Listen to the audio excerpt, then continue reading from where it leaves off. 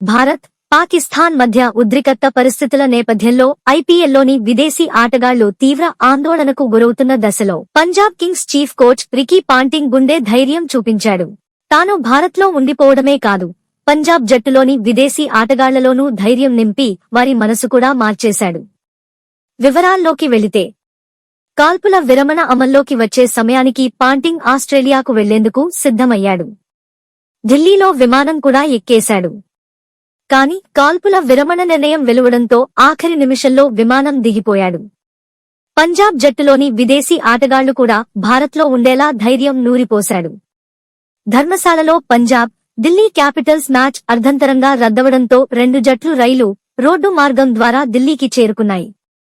పంజాబ్ ఆటగాళ్లు Marcus Stoinis, Aaron Hardie, Josh Inglis, Xavier బాట్ స్వదేశం వెళ్లేందుకు ఏర్పాట్లు చేసుకున్నారు. అయితే ఈ సీజన్లో చక్కటి ప్రదర్శన చేసిన పంజాబ్ 2014 తర్వాత మళ్లీ ప్లేఆఫ్ బెర్తుకు చేరువైంది. ఈ నేపథ్యంలో విదేశీ ఆటగాళ్లలో పాంటింగ్ ఉత్సాహం నింపి వాళ్లు భారత్లో ఉండేలా చేశాడు. మార్కో యాన్సెస్, దక్షిణాఫ్రికా, అజ్మతుల్లా ఒమర్జాయ్, ఆఫ్ఘనిస్తాన్ మాత్రమే భారత్ను వీడారు.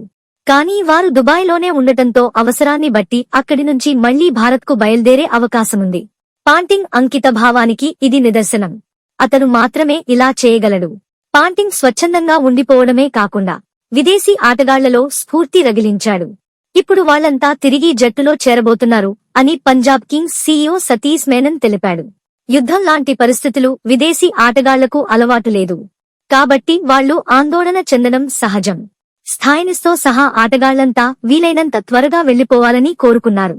కానీ కాల్పుల విరమణ తర్వాత వారంతా ఇక్కడే ఉండేలా పాంటింగ్ ఒప్పించడం గొప్ప విషయం అని పంజాబ్ జట్టు వర్గాలు పేర్కొన్నాయి.